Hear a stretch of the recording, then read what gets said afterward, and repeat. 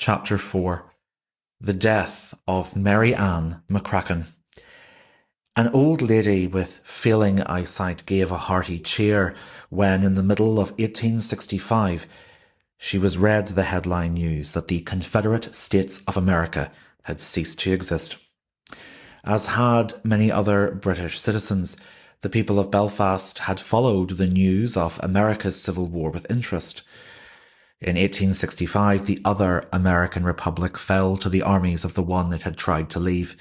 For all 4 years of its existence, the Confederacy had been at war with the northern United States, with the United States emerging triumphant to reincorporate the surrendered Confederate States. It was correctly expected that something else would follow the Confederacy into the dustbin of history: the institution of slavery. The issue that had, far more than anything else, proved the dividing issue between the two American republics. With the Confederacy's disintegration, only the Brazilian Empire continued to operate a racially based slave system against people of African descent. For 94-year-old Maryann McCracken, who had lived in Belfast all her life, the implosion of the Confederacy was both welcome and long overdue. 6 years earlier, she had urged the people of Belfast to stop referring to America in sympathetic or admiring terms. America, Maryann argued, should not be considered the land of the great or the brave anymore. It may more properly be styled the land of the tyrant and the slave. A devout Presbyterian, Mary Ann had been baffled and appalled by slavery's longevity in the United States, as she made clear in this letter read by actress Maryann Maguire. The world seems in a sad state of wickedness just now. I do not know how to account for it, considering all the efforts that are and have been made for many years past to encourage the moral, religious, and intellectual improvement of the civilized world, and particularly in the United States of America, where the diabolical system of slavery is increasing and progressing. And the worst part is that so many people in America who profess to be the most pious Christians uphold and apologise for the slavery system. Surely that's quite inconsistent with all the teachings of him whose followers they profess to be. But perhaps a crisis is near about slavery. And it may be sooner than we expect that the eyes of the oppressors will be opened. Maryann McCracken had been an activist almost since the cradle. She saw a world in need of improvement, and she didn't see why she shouldn't help with the improving. The fifth of 6 children, she was born in 1770 into a prosperous Belfast family. Her father was a city merchant. Her mother's family owned the Belfast Newsletter. Hers was a family who believed in radical politics, Christian values, and in educating their daughters as well as they did their sons. Mary Ann was schooled alongside her brother Henry, to whom she was particularly close. When she was 6 years old, her family hosted parties in Belfast to celebrate the success of the American revolutionaries in their quest to create a republic independent from the British Empire. Aged 19, Mary Ann had joined in the celebrations and Belfast parties that greeted news of the fall of the Bastille prison to rioters in Paris, hoping that France's new revolution would be an inspirational step towards the end of tyranny everywhere. Mary Ann first became truly aware of the issue of slavery when she was 11 years old. And her mother was mortified, enraged even, when her family-owned newspaper, the Belfast Newsletter, posted an ad for a runaway slave who had escaped the house where he was being kept when his masters brought him with them on a visit to Belfast. In conjunction with the ad, a hunt was organised throughout Belfast for the escaped young man, described in the newspaper as an Indian black, which meant in the nomenclature of slavery somebody with Native American and African ancestry. Marianne's father was so furious by attempts to recapture the escaped man that he helped organise a campaign throughout Belfast to help the runaway, who he described in an article as the equal of anybody in Belfast.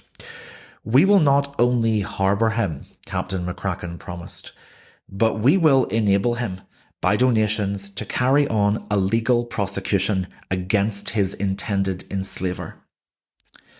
So the McCrackens not only helped set up a fund, I found out, to target the enslaver and help the runaway, they also helped set up a safe house on High Street for the runaway to hide and seek shelter. Mary Ann, with a strong sweet tooth, joined a boycott of sugar in Belfast in protest of sugar's inextricable links with the slave trade. When she was a little older, aged 16 in 1786, Mary Ann was old enough to join in with her family's abolitionist politics by attending large protests against new commercial proposals to set up a slave trading ship company based in Belfast.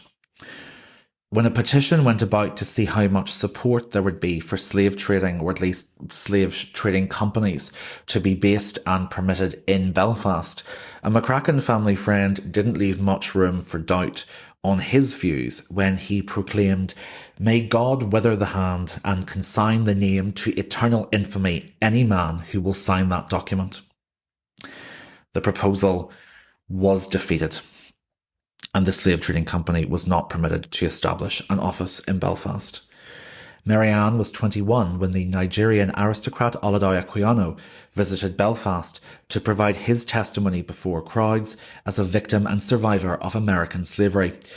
I have a full episode on Equiano's extraordinary life in Season 2, Episode 5 of this podcast for anyone who is interested in finding out more about his, just utterly remarkable life. Like many Northern Presbyterians at the time, the McCracken family sympathised with the Republican movement emerging in Ireland in the 1790s. If America and France had done it, why couldn't Ireland? In what was to become a long-running tension within Irish republicanism, Mary Ann encouraged its leaders to promise that the civil rights they were working for would be extended to Irish women just as much as it would be to Irish men. The failure of this to be done, particularly after 1921 to 1922, was to become a source of contention in Irish nationalist historiography. But it's clear that Maryann McCracken was among the first, maybe quite possibly the first, to urge it after devouring the works of English feminist philosophers like Mary Wollstonecraft. Two of Mary Ann McCracken's brothers, William and her favourite Henry, joined the Society of the United Irishmen, and Henry helped lead a major part of the uprising in the north which, like all parts of the 1798 rebellion, was defeated by the Crown and by Loyalist forces. In the aftermath of the rebellion's defeat, Belfast was placed under military curfew, and Henry McCracken vanished into hiding with a bounty on his head. Knowing that he and his friends were likely hiding yet hungry and scared, Mary Ann stole out into the curfewed streets and took herself at great risk up to the hills surrounding Belfast until she found her brother on Cave Hill. Mary Ann brought him clothes and helped keep him hidden until they could get him to a boat that would take Henry to safety in America. On her 28th birthday, Mary Ann received the news that their plan to get Henry out of the country had failed. Henry had been arrested at the harbour and taken to jail in the northern port of Carrickfergus. Mary Ann refused to leave her brother's side at his trial, and she accompanied him, holding his hand, through the streets of Belfast to the scaffold where he was publicly hanged for sedition and treason on Belfast High Street on the 17th of July, 1798. His last words to her had been, "I did my duty." Mary Ann and her sister Margaret took in Henry's illegitimate child, Maria. The two sisters set up a home together and then a business, a clothing business, that also made, or specialised in, I should say, muslin cloths, and it provided excellent wages, care, and fair working hours for her workers. Bitterly opposed to the Act of Union, Maryann used some of their business's profits to pay for the legal defence teams of Irish Republicans who stood trial in the town of Downpatrick in 1803. Away from the issue of Irish independence, Maryann joined a Belfast Ladies' Society that focused on alleviating poverty for women and girls in the town. She campaigned against the use of child labour in chimney sweeping in Belfast. She was a founding member of a committee that aimed to provide clothing to the Belfast destitute. She raised awareness against the dangers of alcohol. She campaigned to improve living conditions in Irish prisons, and she taught in a local Protestant Sunday school for years. In her heart, I truly believe Maryann remained a Republican, but when King William IV died in 1837 and was succeeded to the throne by his niece, Princess Victoria of Kent, Maryann announced that she'd made her peace with the Union and that it had finally delivered on its promise to end many of the grievances that had inspired her brothers to rebel in 1798. Like many other sympathisers with Irish independence, Maryann, of course, had reason to rethink her views in the next decade when the Great Hunger struck. But part of the reason I suspect why she could greet the death of King William IV in 1837 with such magnanimity was because, along with his late brothers' enacting of Catholic emancipation, it had been during William IV's reign that Parliament had outlawed slavery in the British Empire, which for Maryann was something she'd prayed for and campaigned for since she was a child. The Empire's abolition of slavery under William IV made the United States' continued acceptance of slavery in an admittedly diminishing number of states, but it was still permissible, even more repugnant to Maryann.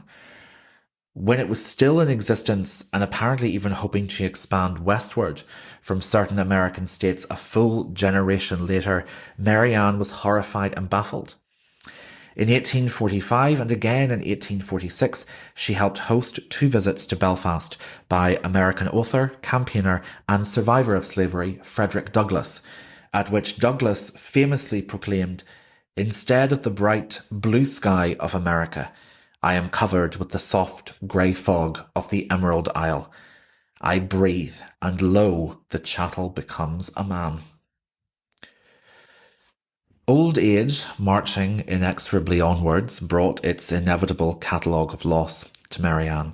Her sister Margaret died in 1829, and Maryann later had to give up their fine home on Donegal Street when the rent was hiked up by an unsympathetic landlord.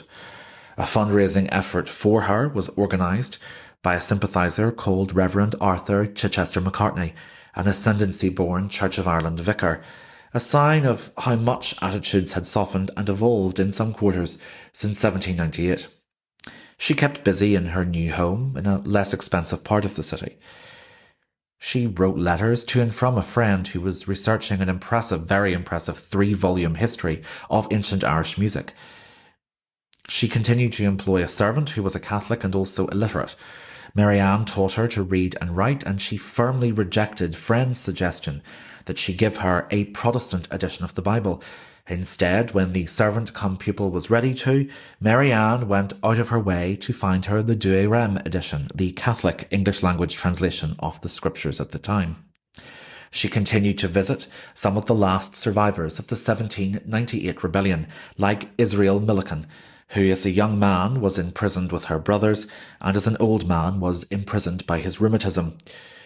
She answered, as much as she could, researchers' questions about the men she had known, helped, debated with and mourned in 1798 and 1803, as those rebellions stood on the precipice of passing from memory into history. She was delighted to receive an invitation to visit the new Convent of Mercy, Belfast's first nunnery built in the north of the city. And she kept up with family news, like the enrolment of Maria's teenage stepson William at the Royal Belfast Academical Institute, the all-boys school called INST, still is, in Belfast. Her health lasted until a few weeks after she received the news that the Confederacy had fallen. Then she contracted bronchitis that left her bedridden for some time, and she never fully recovered, mentally nor physically. On the 8th of July, 1866, she turned 96, and I suppose, as with many cases in extreme old age, even purely physical illnesses like bronchitis, they can often have a mental corollary to their impact. The past closed in around Mary Ann's mind, slowly dimming out the present. The future was no longer her concern. 2 weeks later, she passed away at home. According to one of the many friends and loved ones who looked after her in that final year, in the time between the bronchitis of 1865 and the death in 1866, she faded peacefully and gently away, apparently contented and happy without weariness or pain, until, after she was some hours unconscious, she breathed her last on the 27th of July, 1866.